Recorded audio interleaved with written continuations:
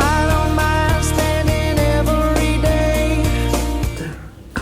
I don't mind spending every day out on your corner in the pouring rain.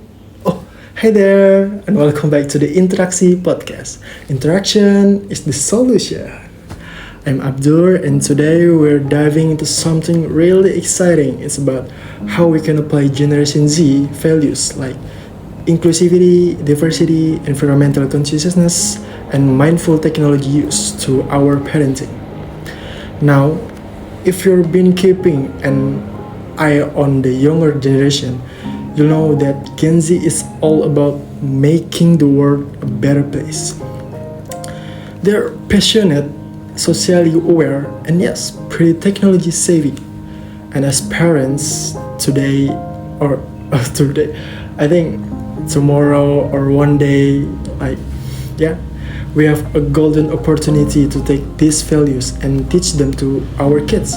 So, in this episode, I walk you through these core values, give you some practical examples on how to incorporate them into daily life, and hopefully leave you feeling inspired and ready to parent in a way that reflects the world we want to see.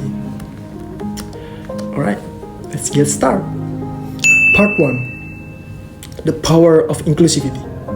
Let's begin with inclusivity. If you've been around kids or teens recently, you've probably noticed how inclusive Gen Z is. They don't just tolerate differences, they embrace them. They're big on equality and they have a deep sense of justice, especially when it comes to issues like gender, race, and ability. So, how do we as parents apply this value in our own homes? Start by leading through example. Kids are like little sponges.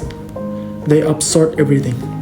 If they see you treating everyone with kindness and respect, regardless of their background or appearance, that message will stick. If your child hears you speaking respectfully about people who may be different from you, whether it's a college, a friends, or even a public figure, they're going to internalize that. For example, let's say you've at the playground and your child is playing with new friends who is differently able. Instead of making the situation awkward or ignoring it, use it as a chance to talk about how everyone, no matter their abilities, can contribute and have fun. You might say something like, "See how your friends can play basketball in their own unique way. Isn't it cool how everyone brings something different to game?" In addition to that, make sure to include diverse voice in your child media diet. Whether it's book, movie, or music, show them stories that reflect the world's diversity. I mean, how awesome would it be if your child was reading a book about a brave young girl or of color who goes on an adventure, or a cartoon that features characters from all walks of life? Inclusivity isn't just about being nice to others, it's about teaching your kids to actively welcome and celebrate differences. It's about showing them that the world is full of unique people, and those differences are what make life interesting. Part 2. Celebrating diversity. This ties right into diversity, which is another key value that Gen Z holds dear.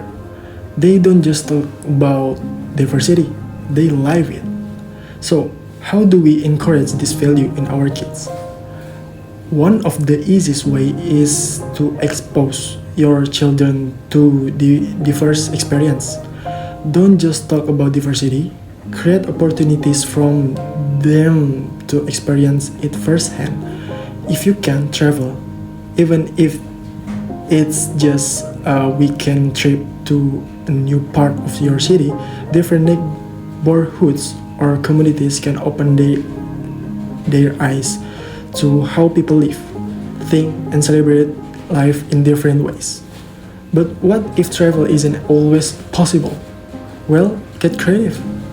Maybe you can try cooking meals from different countries together, or try celebrating holidays from culture outside of your own. You could learn about and share the history of Diwali, Lunar New Year, or the tradition around it.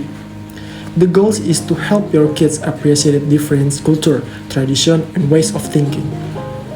This way, them learn that diversity isn't just about skin color. It's about ideas, experience, and ways of life. Let's also talk about friendship. Encourage your kids to make friends with people who are different from them. If your child goes to school where everyone is the same, maybe they'll connect with a friend from another background in a club or after school activity. It could be simple as inviting a classmate from a different cultural background over a play date or celebrating a friend's unique talents and hobbies. Ultimately, by making diversity an active part of your family life, you're teaching your child that diversity isn't just important, it's enriching. Part 3. Raising environmentally conscious kids. Alright, moving on to environmental consciousness. This is a big one, especially for Gen Z, who are often called the eco-conscious generation. They're all about taking care of the planet and pushing for sustainability. So, how can we teach our kids to care about environment? Start small. You don't have to completely overhaul your family lifestyle overnight, but every small change adds up. Let's start with waste. Get your kids involved in recycling. Even younger children can help separate paper, plastic, and glass. You can make it fun, like turning it into a game or a challenge.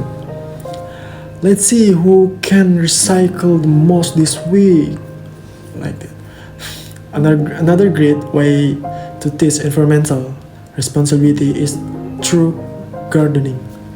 You don't need a huge backyard to grow a few plants, even if it's just in pots on your balcony. Let your kids take part in planting flowers, herbs, or even vegetables. This way, they can see how things grow and understand the effort it takes to care for the earth. But it's not just about action, it's about mindset. Teach your kids to think about sustainability in their everyday choices. For example, when they want to buy something new, ask them questions like, do you really need this? Could we find it secondhand? Or like, what happened when we throw this away? Can we recycle it?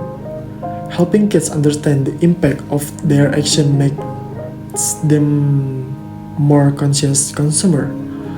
And of course, show them the importance of conserving resources. Explain why turning off lights when they leave a room, using less water while brushing their teeth, or bringing reusable water bottles to school is important.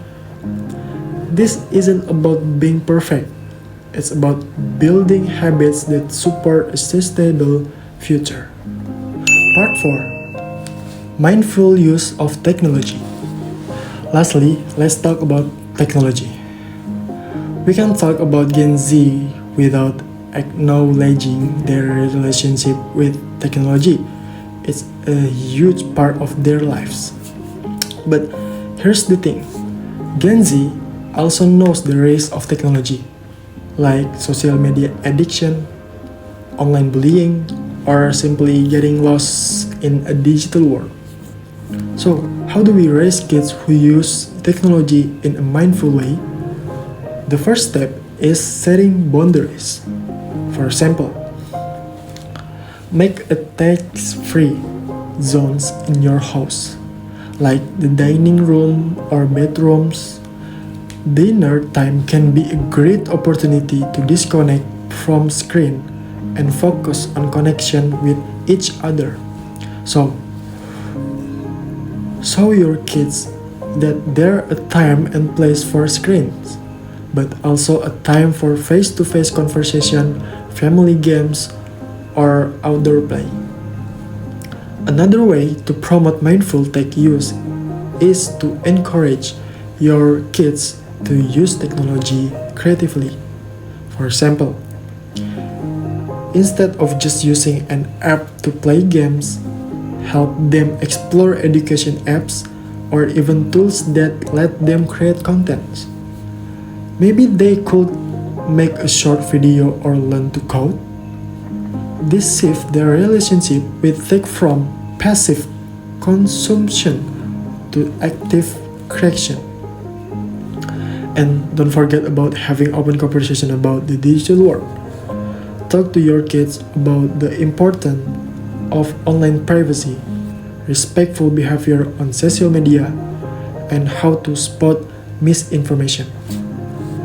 It's not just about limiting screen time, it's about teaching them how to engage with them responsibly.